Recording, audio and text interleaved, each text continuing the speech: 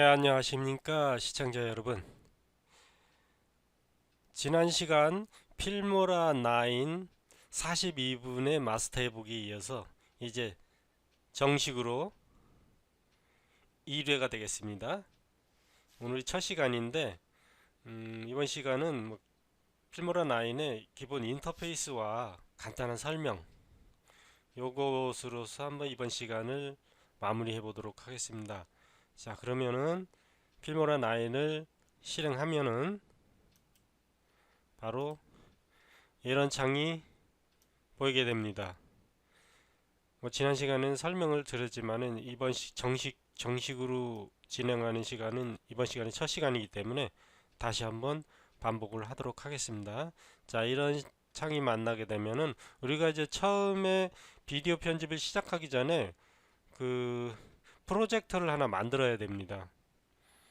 예를 들자면은 예를 들어 한글 문서를 작성하기 위해서 새로운 문서를 빈 문서를 만들듯이 비디오 편집 프로그램에서도 새로운 프로젝트를 만들어야 됩니다. 그리고 그곳에다가 이제 여러가지 각종 미디어들을 불러다가 편집을 하게 되는 거죠. 자, 그러면 시작해 보도록 하겠습니다. 우리가 새로운 문서를 시작하려면은 여기 New 프로젝트를 클릭합니다. 그리고 기존에 작업하던 문서를 저장했었다면은 다시 불러서 이어서 재편집을 할 수도 있고요.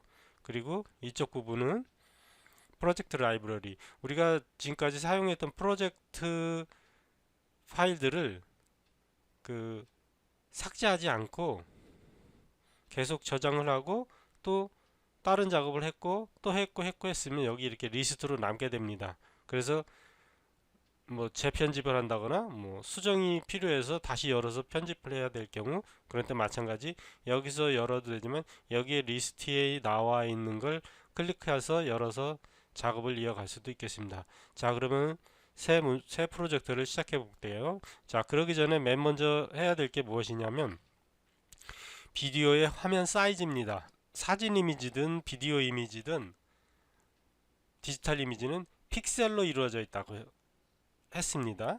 그 픽셀은 비디오 화면의 가로 사이즈와 세로 사이즈, 그것의 합이 그 이미지의 해상도가 되는데 이제 비디오 해상도, 이미지 해상도 이렇게 되겠죠.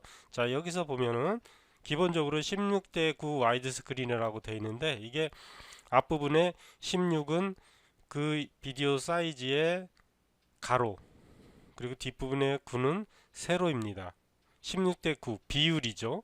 자, 그걸 이렇게 눌러보면은 아래쪽에 1:1이 있습니다. 인스타그램이나 이런 데 올라가는 거는 그 비디오의 가로 길이와 세로 길이가 같아요. 일반적으로는 보통 그 가로 길이가 길죠. 대부분이 비디오 파일은. 여기에 이제 9:16, 이것은 요즘에 스마트폰을 세로로, 영상이 세로로 재생되는 그런 영상들이 요즘 많이 있더라고요. 그래서 여기선 앞에 가로가 짧고 세로가 깁니다. 4:3 스탠다드. 이거는 요즘 많이 사용하지 않는데 과거에는 4:3 비율의 영상을 많이 제작했죠. 아마도 그 HD 화질이 나오면서부터 이제 가로가 긴 화면의 사이즈들을 많이 사용하게 됐던 것 같아요. 그리고 여기 21:9 화면은 보시면 아시겠지만 가로 사이즈가 굉장히 깁니다. 세로 사이즈에 비해서. 그래서 영화가 가로가 굉장히 길죠. 예, 그래서 시네마 비율은 21:9. 보통은 우리가 FHD나 4K 같은 영상을 제작할 때는 대부분이 16:9 와이드 스크린을 사용합니다. 그래서 저도 마찬가지 이렇게 선택하고 뉴 프로젝트를 클릭하겠습니다. 자, 그러면 이렇게 순식간에 빈 편집 프로그램에 아무것도 있지 않은 화면을 만나볼 수 있습니다. 여기 보시면은 맨 위쪽에 우리가 보통 일반 편집 소프트에서 보면은 다 이렇게 파일, 에딧, 이쪽에 윈도우니 이런 것들이 쭉 있겠죠. 여기에는 보면 파일과 에딧, 툴, 뷰, 익스포트, 헬프 이런 기능이 비슷한 것들이 있습니다. 파일에서는 뭘 하냐면 역시 마찬가지 새로운 프로젝트를 만들 수 있는 뉴 프로젝트, 오픈 프로젝트, 프로젝트를 열어서 재편집할 때 사용하는 거. 이거는 뭐 별 필요는 없는 것 같고요. 임포트 미디어는 역시 미디어 파일들을 불러올 때 사용하는 것들이고요.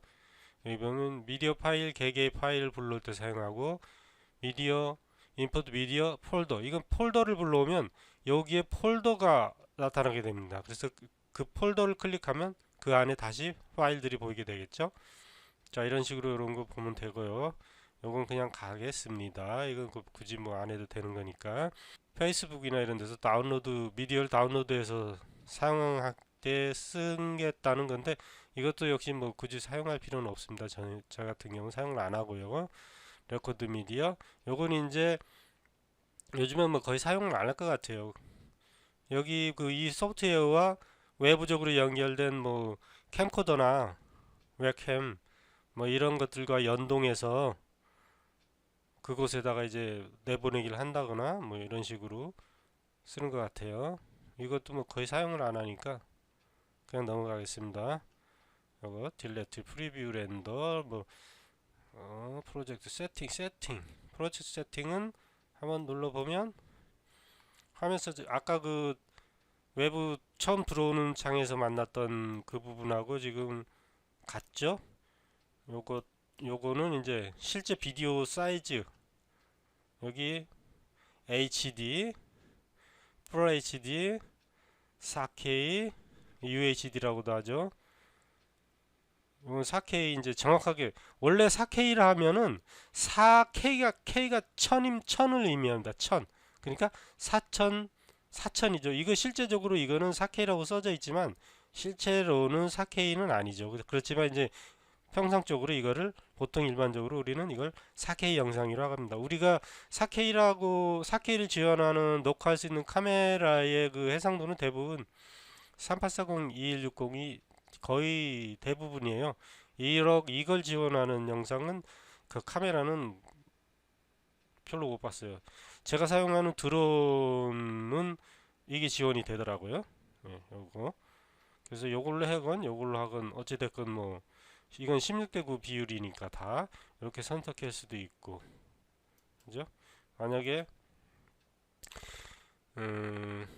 시네마를 한번 볼까요? 시네마는 어떻게 될지. 시네마도 2560, 1080. 자, 이렇게 가로가 굉장히 길죠? 이렇게 커스텀으로 내가 직접 입력해서 사용할 수도 있고요. 프레임은 여기서 1초에 예를 들어 1초에 사진이 이미지가 몇 장을 보여줄 것이냐, 23장, 24장, 25장, 뭐 29, 29.97이가 보통 30프레임이라고 합니다. 대부분. 요건 24프레임이라고 치고 보통 60프레임. 이 프레임 수가 늘어날수록 그 비디오의 어떤 움직임이 자연스러운 대신에 이제 그 영상을 재생시킬 때 하드웨어 사양이 좀 높아야 됩니다. 그리고 예를 들어 뭐 유튜브에 올렸을 경우라면 인터넷 속도도 빨라야 돼요. 만약에 인터넷 속도가 떨어지고 그러면은 이런 것들을 지원할 수가 없어요. 화면 사이즈도 큰데 1초에 보여주는 이미지의 수가 60장이나 되기 때문에 30장에 비해서 2배죠. 네, 이래서 이렇게 어떤 비디오의 퀄리티를 작성을 할 수가 있습니다. 저 같은 경우는 일단은 우선 16:9 와이드 스크린에 1920, 1080으로 해서 25프레임으로 하지 않고 저는 30프레임으로 해놓을까요? 30프레임으로 하는데 제가 그 녹화했던 영상들이 지금 제가 몇 프레임으로 해야 되는지 기억이 잘 안 나네. 그걸 만약에 하게 된다면은 이거하고 또 안 맞을 수 있어요. 그래서 저는 이걸 만들어서 되지만 저는 이거를 캔슬을 하고 그 영상의 그 프레임수로 제가 불러오는 영상의 프레임수로 그냥 편집을 하겠습니다. 여기서 직접 세팅을 해놓고 해도 되고요. 문제는 없습니다. 방법은 뭐 자기가 하고 싶은 대로 하는 거니까 이런 거 한 번씩 열어보시고, 이런 게 여기 있는 제가 지금 설명을 안 드리고 있는 것들은 비디오 편집하는데 크게 중요한 게 아니라서 제가 설명을 안 드리는 거예요. 그런 부분은 직접 필요하시면 열어보시고 그렇게 작업하시면 될 것 같아요. 그리고 여기는 뭐냐, 이제 여기 미디어일 경우는 우리가 미디어를 자 한번 일단 불러와 볼게요. 그러면은 불러올 때는 여기 플러스 모양 다른 영상을 불러오겠습니다. 음악은 따로 불러오겠습니다. 자, 이렇게 해서 비디오를 선택하고 열기 들어왔죠. 자, 이렇게 했을 때 미디어를 선택하면 여기에 이렇게 보여지고요. 여기 오디오를 클릭하게 되면 이거는 내 컴퓨터에 있는 내가 가지고 있는 음악을 얘기하는 건 아니에요. 이 프로그램 내에서 제공해주는 그 오디오거든요. 이 오디오들을 한번 클릭해 보면은 재생해 볼게요.